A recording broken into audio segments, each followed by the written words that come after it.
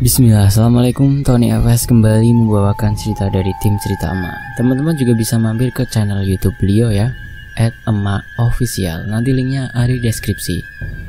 Dan sebelum saya lanjut membacakannya, saya harus berdoa dulu. A'udzubikalimatillahit tammah. Bismillahirrahmanirrahim. Wa wassalamualaikum. Allahumma sholli ala sayyidina Muhammad sallallahu alaihi wasallam. Ini dia selengkapnya.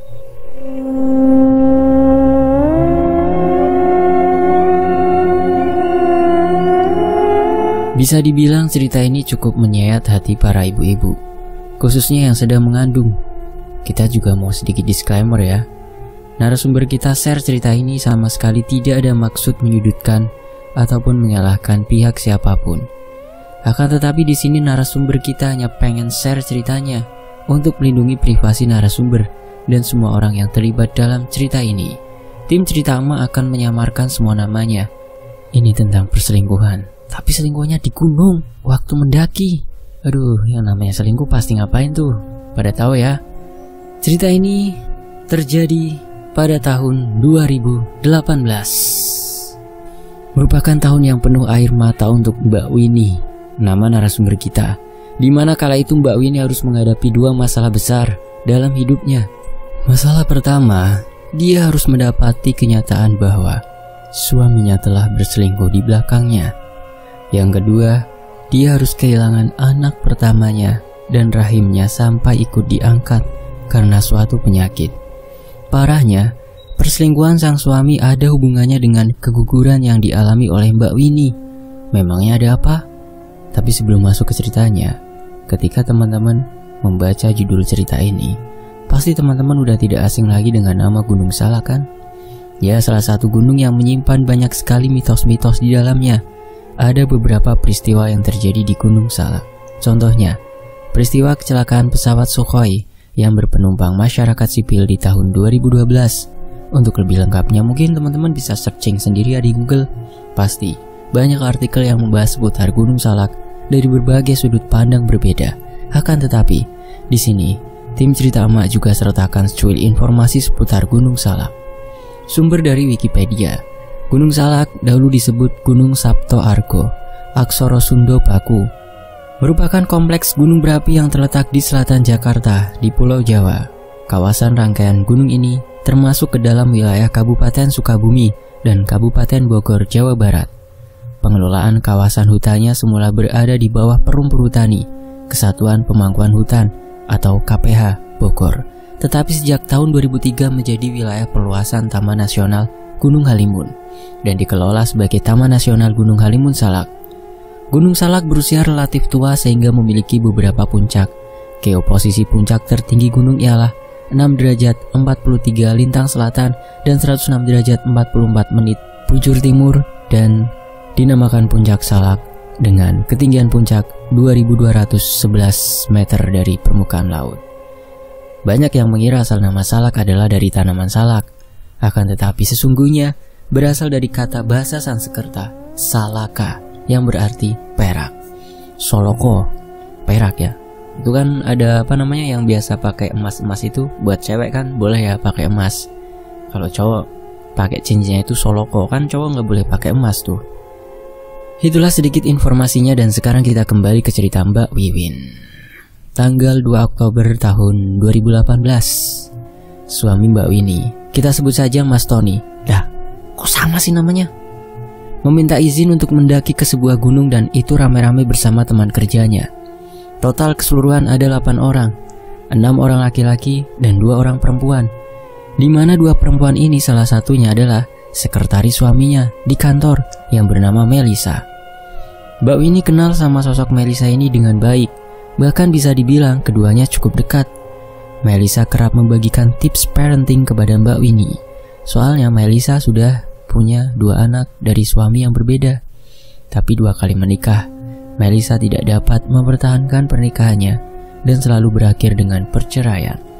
Ada juga rumor yang mengatakan sebenarnya Melisa itu tidak pernah menikah. 2 laki-laki yang selalu dia sebut-sebut sebagai suaminya itu merupakan suami orang. Ibarat kata, Melisa ini hanyalah simpanan dan kesalahannya sampai kebobolan.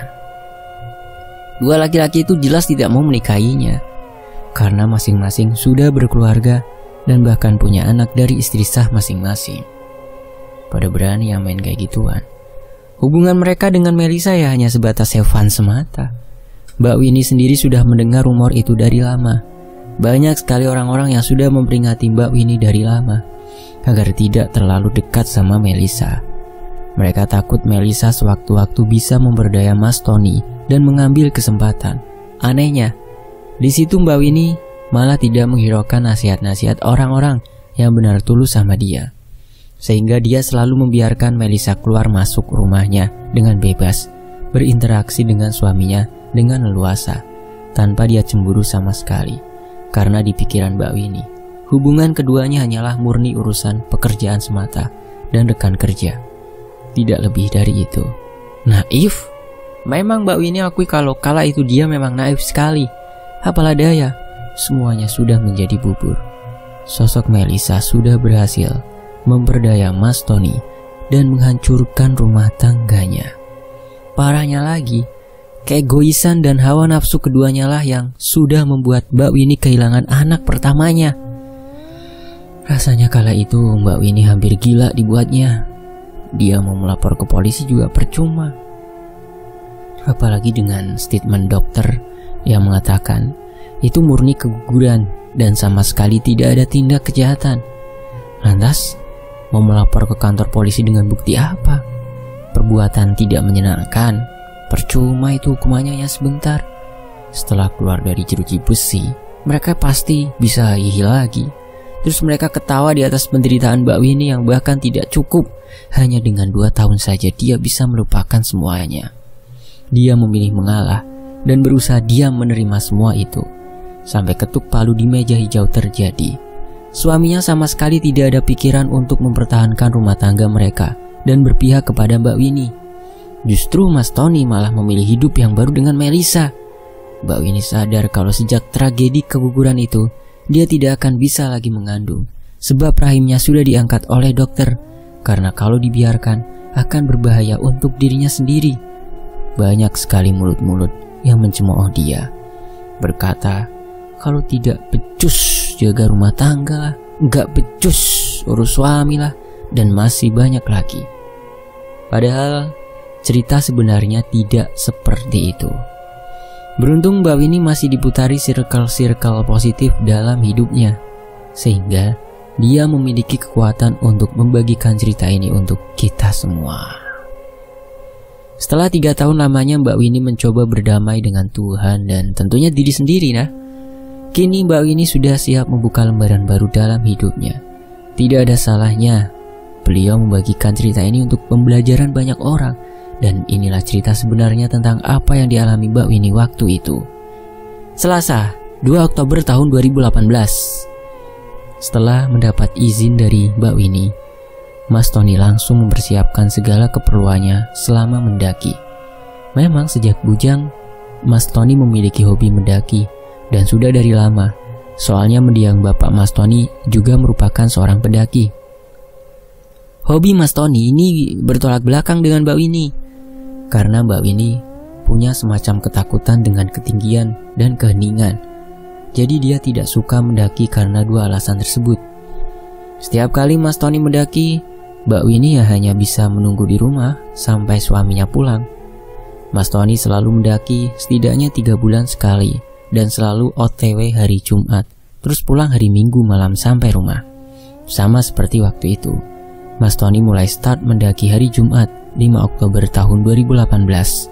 Untungnya, kantor Mas Tony ini setiap hari Jumat jam pulang kantor adalah jam 9. Sedangkan hari Senin sampai Kamis jam pulang itu sekitar pukul 16. Kalau hari Sabtu Minggu kantornya tutup. Itulah kenapa Mas Tony start hari Jumat.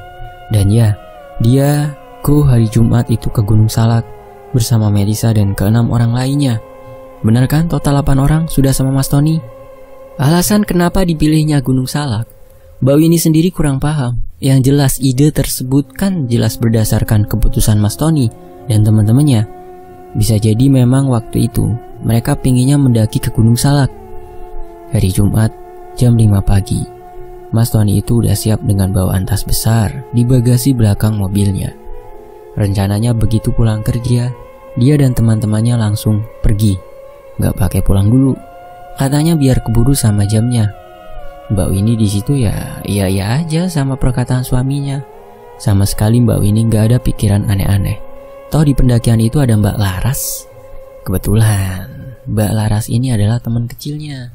Setidaknya kalau suaminya tidak bisa dihubungi, dia bisa mencari info lewat Mbak Laras atau mungkin Melisa.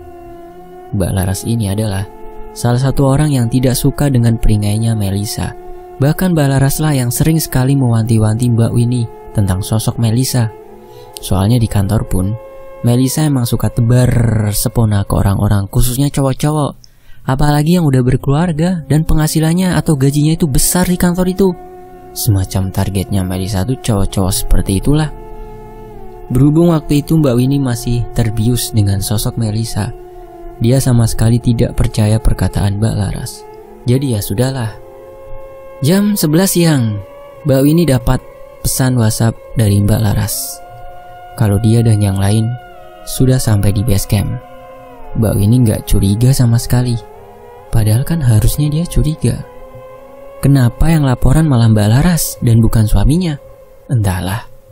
Beberapa kemudian, mungkin mereka sudah mulai mendaki. Mbak Laras kembali mengirim teks WhatsApp ke Mbak Winnie, tapi kali ini disertai gambar. Di mana? Mbak Laras mengirim gambar Mas Tony sedang memegang tangan Melisa.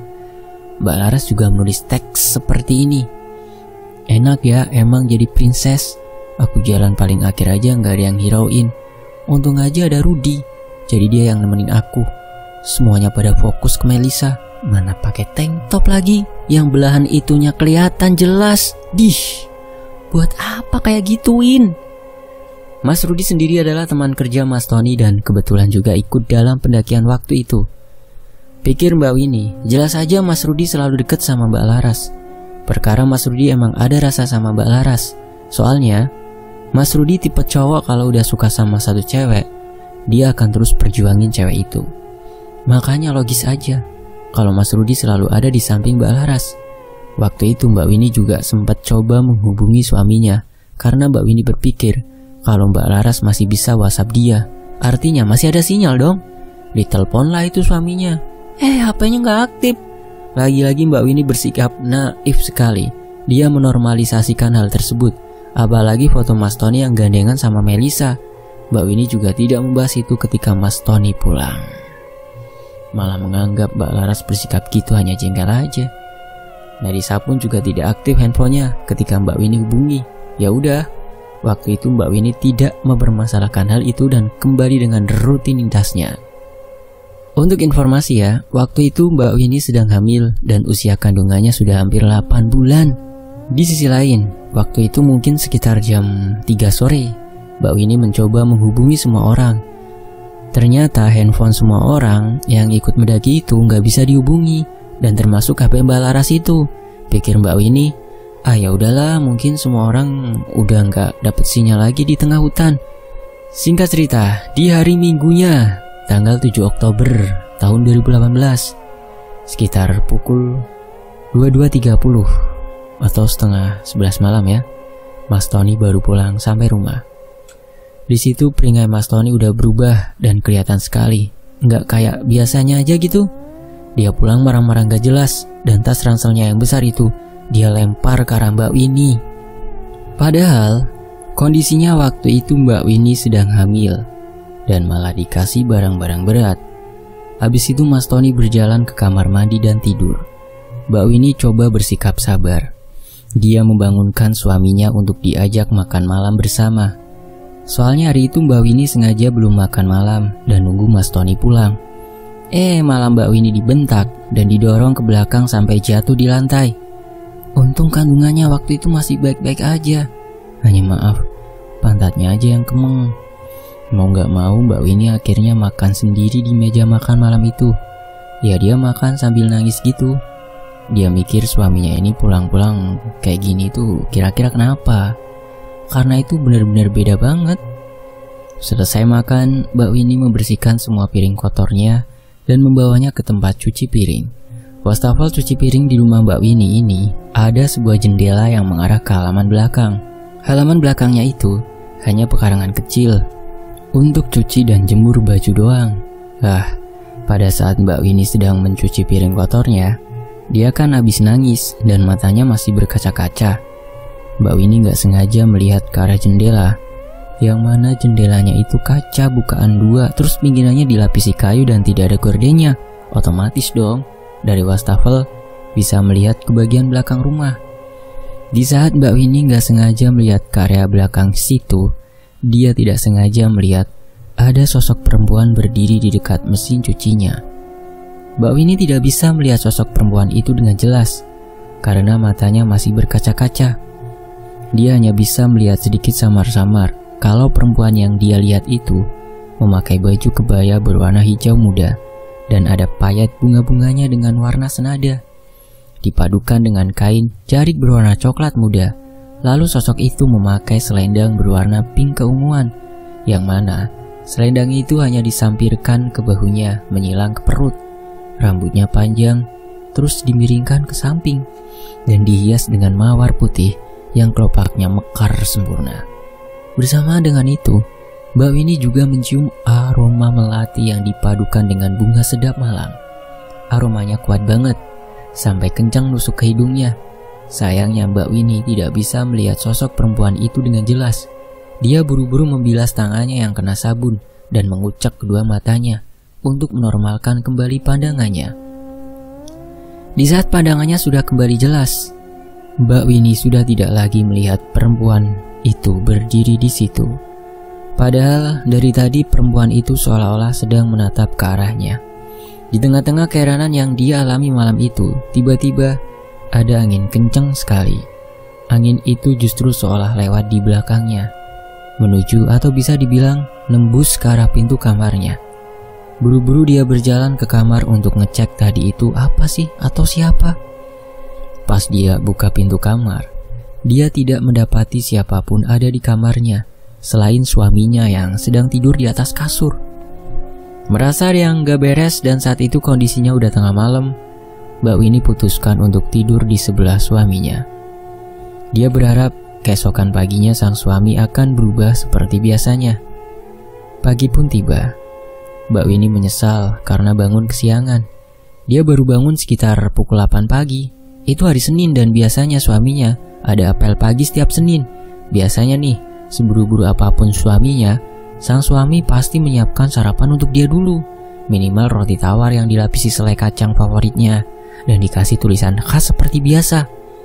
Anehnya pagi itu enggak sama sekali. Cium kening dia aja enggak dilakuin sama suaminya. Menurut Mbak Winnie, itu sudah aneh sekali.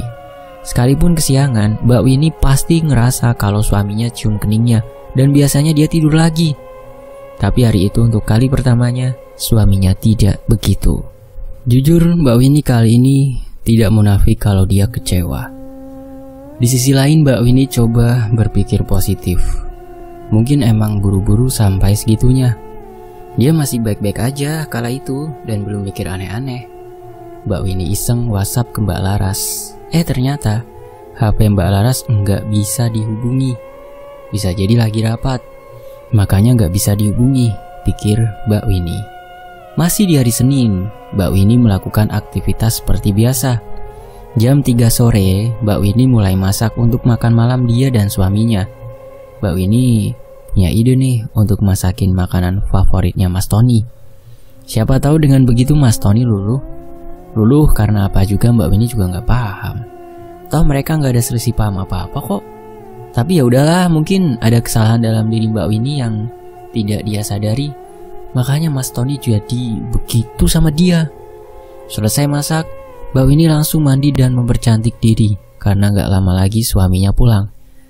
Ditunggu demi tunggu waktu sampai pukul 10:30 malam tuh. Suaminya tak kunjung balik. Khawatir dong Mbak Winnie karena gak biasanya. Dia coba hubungi semua teman Mas Tony, tapi gak ada satupun dari mereka yang tahu di mana keberadaan Mas Tony. Pokoknya malam itu yang gak bisa dihubungi hanya 3 orang, yaitu Mas Tony, Mbak Laras, dan Melisa. Dalam hati Mbak Winnie bertanya, ini sebenarnya ada apa sih? Terus Mbak Winnie iseng telepon Mas Rudi lagi untuk tanya di mana keberadaan Mbak Laras. Ternyata Mbak Laras di rumah sama Mas Rudi dan Mbak Laras enggak bisa dihubungi perkara HP-nya habis dibanting sama Mas Tony. Dengar itu Mbak Winnie kaget dong. Alasan apa Mas Tony sampai membanting HP-nya Mbak Laras? Barulah di malam itu Mbak Winnie mendapatkan cerita langsung dari Mbak Laras. Awalnya Mbak Laras menolak untuk cerita, perkara dia takut didepak sama Mas Tony dari proyek yang sedang mereka kerjakan. Main ancem nih. Soalnya proyek itu penting untuk kenaikan jabatannya Mbak Laras di kantor. Ya intinya proyek penting gitulah. Dan ketua proyek yang ditunjuk adalah Mas Tony. Setelah dibujuk dengan aneka rayuan, Mbak Laras pun bercerita dan inilah ceritanya. Jadi, mereka waktu itu memutuskan untuk mendaki Gunung Salak via Cidahu. Sejauh itu sih semuanya baik-baik saja, so far so good. Tidak ada kendala apapun dan semua berjalan dengan baik. Hingga mereka terus melakukan pendakian dan tak terasa sampai di shelter 4. Disinilah mereka memutuskan untuk menggelar tenda dan jadi tempat mereka ngecamp. Mereka mendirikan 4 tenda. Tenda 1 diisi 3 orang cowok-cowok. Tenda 2 diisi 2 orang cowok-cowok. Dan tenda 3 diisi 2 orang cewek-cewek. Berarti total ini ada 8 orang ya. 8 orang dengan 3 tenda. Tenda terakhir atau keempat adalah tenda Mas Tony yang minta tidur sendiri. Di saat hari sudah mulai malam sekitar pukul 9:30, Melisa yang tidur tenda sama Mbak Laras izin keluar. Oh jadi gini mainnya. Katanya mau buang air kecil. Mbak Laras sempat menawarkan diri untuk nemenin, tapi malah ditolak. Sebenarnya saat Melisa keluar tenda, Mbak Laras seperti melihat ada siluet bayangan cowok. Sekilas itu mirip sama Mas Tony. Berhubung Mbak Laras ngantuk, jadi dia milih tidur lagi aja. Enggak berselang lama, Mbak Laras terbangun mendengar suara Mas Jordi yang berusaha membangunkan dia. Ketika Mbak Laras bangun, dia tidak melihat Melisa ada di dalam tenda. Mbak Laras dengan sigap membukakan tenda untuk Mas Jordi masuk. Di dalam tenda, Mas Jordi cerita kalau tadi sewaktu buang air kecil, dia enggak sengaja ngelihat Mas Tony sedang skiudiu papap sama Melisa. Bahkan Mas Jordi sempat memfoto diam-diam aksi yang 2 orang itu lakukan. Foto itu langsung diperlihatkan ke Mbak Laras. Kaget dong Mbak Laras melihat itu, di mana 2 orang itu sudah dalam posisi telanjang bawah dan Melisa duduk di atas pangkuan Mas Tony. Dalam hati Mbak Laras gak bisa habis pikir tuh, cuaca di luar itu dingin sekali malam itu. Bisa-bisanya mereka berbuat seperti itu. Apa ya gak takut? Apalagi ini, notabene-nya mereka sedang di gunung. Kok berani macem-macem? Sebenarnya Mbak Laras sudah marah. Di lain sisi emosinya udah muncak karena dia merasa Mas Tony udah mengkhianati sahabatnya sendiri, teman semasa kecil, yaitu Mbak Winnie. Dan malah selingkuh sama perempuan lain dengan kedok mendaki. Di saat Mbak Laras mau ngelabrak mereka, tangan Mbak Laras ditahan sama Mas Jordi. Kata Mas Jordi, jangan dulu Ras, kita tunggu bukti yang lain. Pasti mereka gak akan melakukan hal itu sekali. Aduh, berkali-kali dong ngelakuinnya. Kita cari tahu ya selengkapnya. Kita lanjut. Ya udah, akhirnya Mbak Laras setuju dan meminta Mas Jordi untuk simpan dulu fotonya.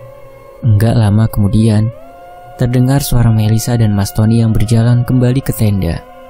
Mereka kaget ketika melihat Mbak Laras dan Mas Jordi bangun. Sebenarnya Mbak Laras di situ emosi, tapi dia berusaha nahan dan bilang kalau Mas Jordi kesini tadi mau minta koyo. Mereka percaya aja dengan ucapan Mbak Laras, koyo buat pegel-pegel gitu ya. Selanjutnya Mas Jordi balik ke tendanya dan mereka semua balik tidur. Sebenarnya di situ Mbak Laras udah merasa jijik, tapi ya mau gimana lagi? Dia hanya bisa pasrah. Keesokan paginya, semua orang bangun dan sarapan bersama. Enggak lama kemudian, ada beberapa rombongan pendaki bersama guide mereka yang baru sampai. Mereka akhirnya menggelar tenda di dekat tenda mereka. Sekitar ada 3 tenda yang mereka dirikan. Rencana rombongan Mbak Laras pagi itu mau langsung menuju ke puncak. Enggak taunya, Melisa alasan kurang enak badan. Di situ dengan sigap Mas Tony berkata, "Kalian lanjut aja ke puncak. Rudy paham rutenya kok. Biar aku yang jaga Melisa di sini. Kasihan kalau ditinggal sendiri." "Sumpah ya Mak, waktu denger itu rasanya mau aku ludahin tuh wajahnya Tony," kata Mbak Laras kepada kita. Nanti aku bakal ceritain ya kenapa Mbak Laras bisa ikut cerita di tim cerita Mak ini. Tapi di akhir ya. Sekarang kita lanjutkan dulu ceritanya. Mendengar itu mereka nggak bisa bantah. Apalagi yang ngomong begitu jatuhnya bos mereka. Jadi mereka yang kalah power dan hanya menuruti saja. Sebelum mereka melanjutkan pendakian sampai puncak, Mbak Laras sempat kasih warning sambil bisikin ke Mas Tony, "Ingat Winnie di rumah." Mas Tony dengar itu hanya tertawa dan gak enak banget, seolah seperti meledek Mbak Laras waktu itu. Mbak Laras geram, tapi ya udahlah, dan akhirnya dia bersama 5 temannya melanjutkan mendaki. Sedangkan Mas Tony dan Melisa masih di shelter 4. Tak berserang lama, rombongan pendaki yang baru tiba pagi tadi ternyata juga langsung melanjutkan pendakian. Setelah mereka mendirikan tenda dan istirahat sejenak, gara-gara mereka risih mendengar suara ungah-ungah dari salah satu tenda rombongan Mbak Laras. Yang cerita ini namanya Mas Taufik nih. Jadi ceritanya begini. Kala itu rombongan Mas Taufik baru selesai mendirikan tenda dan lanjut sarapan bersama. Waktu itu mereka masih bertegur sapa sama Melisa dan Mas Tony. Ketika mereka mulai sarapan, mereka justru mendengar suara yang kurang pantas. Salah satu dari mereka ada yang negur secara langsung dan marah-marah di luar tenda yang dimaksud. Kata Mas Taufik, yang cowok keluar malah marah dan hampir mukul temennya itu. Padahal temennya itu niatnya baik untuk mengingatkan kalau ini tuh di gunung dan jangan berbuat aneh-aneh. Si Tony malah marah dan mengelak kalau mereka sepasang suami istri. Guide mereka yang melihat itu mencoba melerai dan membawa rombongan mereka untuk langsung ajak ke puncak, di mana guide mereka juga bilang ke Mas Tony, "Ini Gunung Salak. Kalian sudah kurang ajar di sini. Semoga Tuhan kalian mengampuni kalian. Mau bohong seperti apapun, saya tahu kalian bukan suami istri. Pulang sekarang, atau kalian akan mendapat masalah besar." Baru setelah itu, mereka meninggalkan area itu dan mendaki ke puncak. Mbak Laras yang dengar itu makin geram. Setelah berterima kasih karena sudah diberi informasi, Mbak Laras langsung meminta semua orang untuk turun kembali ke tenda. Di saat mereka tiba kembali ke tenda, kurang ajarnya, Mas Tony dan Melisa masih sempat-sempatnya berbuat seperti itu lagi. Entah keberapa kalinya tuh. Berapa ronde tuh di gunung. Astagfirullah. Merasa udah geram sama perlakuan Mas Tony yang seolah tidak memikirkan perasaan Mbak Winnie, Mbak Laras langsung mengambil handphonenya dan memvideokan terang-terangan perbuatan bejat Mas Tony sama Melisa di hadapan teman-temannya. Teman-teman yang lain juga geram sama perbuatan Mas Tony. Gara-gara itulah handphone Mbak Laras langsung diambil sama Mas Tony dan dibanting pecah sampai rusak di hadapan banyak orang. Dengan powernya si Tony ini kan bos ya, mengancam, "Kalau sampai kalian berani berbuat kurang ajar lagi, aku gak segan-segan pecat kalian semua." Terserah lah. Berasa dia yang punya kantor tuh. Padahal dia juga masih karyawan di situ, menang jabatan doang. Celetuk Mbak Laras lagi ke tim cerita emak. Dan setelah mendengar cerita dari Mbak Laras ketika Mbak Winnie jadi murka, tidak berselang lama, pada saat Mbak Winnie masih teleponan sama Mbak Laras, Mas Tony datang ke rumah dalam keadaan mabok.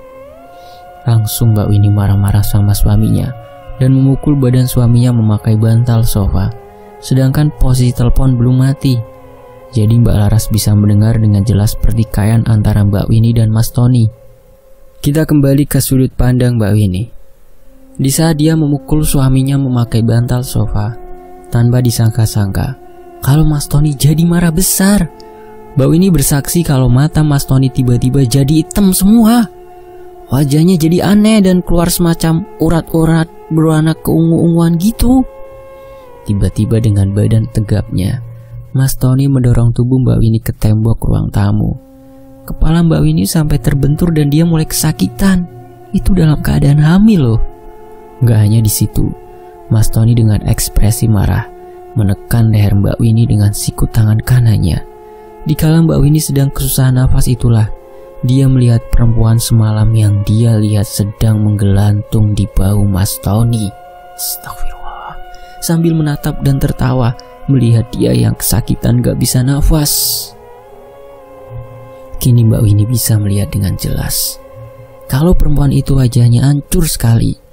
Kedua bola matanya tidak ada dan mulutnya terus-menerus meneteskan darah. Rambut-rambutnya acak-acakan dan perempuan itu mengeluarkan aroma yang berbeda seperti malam kemarin. Kini aroma menyeruak bunga melati dan kenanga sudah bercampur dengan aroma bangkai. Di telepon Mbak Laras coba panggil suara Mbak Winnie berkali-kali. Berhubung tidak merespon dan Mbak Laras sudah sangat khawatir, dia meminta Mas Rudi untuk menemaninya ke rumah Mbak Winnie malam itu juga. Pergilah mereka ke rumah Mbak Winnie. Kembali ke posisi Mbak Winnie. Entah kenapa batinnya malam itu mengatakan kalau Mas Tony sedang dalam kondisi kerasukan. Kerasukan sosok yang ada di belakangnya. Masalahnya sosok itu kok bisa nempel ke suaminya? Itu sosok apa dan datangnya dari mana? Belum sempat dia mendapat jawaban dari semua pertanyaannya, Mbak Winnie udah tidak sadarkan diri dan dia pun pingsan. Dia sadar itu pun sudah keesokan harinya, sekitar pukul 5 sore, dan sudah berada di ICU, di mana perawat yang menanganinya waktu itu mengatakan kalau dia baru saja siuman pasca operasi. Kaget Mbak Winnie waktu itu. Hah? Dia operasi? Kenapa? Kok bisa? Ketika dia hendak bangun, dia merasa perutnya sakit dan terasa kaku sekali. Yang buat dia lebih kaget lagi adalah perutnya udah rata, kempes. Dengan berat hati salah satu perawat di ruang ICU menjelaskan kepadanya kalau waktu itu dia keguguran dan dokter terpaksa mengangkat sekalian rahimnya. Innalillahi. Perkara ada semacam penyakit yang bersarang di rahimnya dan kalau dibiarkan itu bisa mengancam nyawanya sendiri, makanya diangkat. Mendengar itu Mbak Winnie langsung shock. Ia kaget dan dia berasa hari itu seperti mimpi buruk baginya. Hari terus berlanjut. Di hari Rabu, tanggal 10 Oktober tahun 2018, kondisi Mbak Winnie sudah optimal kembali dan segera dipindah ke ruang inap. Sampai kondisinya benar-benar baru dia diizinkan untuk pulang. Baru juga dia dipindah ke ruang inap, dia udah mendapat surat cerai yang langsung diberikan sama Mas Tony kepadanya di hadapan ibu bapak Mbak Winnie. Mas Tony minta pisah dengan alasan Mbak Winnie udah tidak bisa memberikannya anak. Bahkan tak tanggung-tanggung, Mas Tony dan Melisa juga menggembor-gemborkan berita kurang baik tentang Mbak Winnie kepada kerabat dekat keduanya. Maksudnya seperti keluarga Mas Tony dan teman-teman yang gak paham sama permasalahan aslinya itu gimana. Masih banyak juga yang malah menaruh empati kepada Mbak Winnie kok. Perkara mereka udah tahu sifat asli Mas Tony dan Melisa. Tentunya semua informasi berasal dari orang-orang yang ikut mendaki waktu itu, hingga berita itu terdengar di pos besar mereka. Sehingga Mas Tony dan Melisa dipecat secara tidak hormat. Itu pun Mas Tony sama sekali enggak sadar sama salah-salahnya. Dia masih bisa bersikap angkuh dan sombong di persidangan. Bahkan epiknya, dia sama Melisa sudah menikah siri sebelum Mas Tony dan Mbak Winnie ketuk palu. Rasa hormat Mbak Winnie sama suaminya udah benar-benar hancur dan sirna gitu aja. Dia muak dan benci melihat wajah suaminya. Dia masih bersyukur bisa segera lepas dari pernikahan sama Mas Tony. Mas Tony setelah diputuskan cerai, dia langsung angkat kaki dari rumah karena rumah itu adalah rumah pemberian orang tua Mbak Winnie. Setelah itu, Mbak Winnie udah gak tahu lagi informasi apapun seputar mantan suaminya dan istri barunya. Karena dia memilih untuk mencari cara agar bisa berdamai dengan semuanya. Sampai detik itu pun dia masih belum mendapat jawaban atas apa yang telah terjadi kepadanya. Hingga akhirnya, bapaknya Mbak Winnie membawanya ke seorang tokoh agama, ya semacam kiai yang sangat terkenal di daerah rumahnya. Setelah menjalani rentetan penyembuhan seperti ruqyah dan lain-lain, Mbak Winnie secara drastis mulai merasakan perubahan yang signifikan dalam tubuhnya. Dia merasa lebih tenang dan tidak ada pikiran frustasi lagi. Hampir 2 minggu dia berobat di tempat itu, dan setelah sembuh, kiai ini baru bercerita kalau suaminya telah melakukan kesalahan besar di tempat orang, sehingga membuat suaminya akan selalu diikuti sama si sosok ini.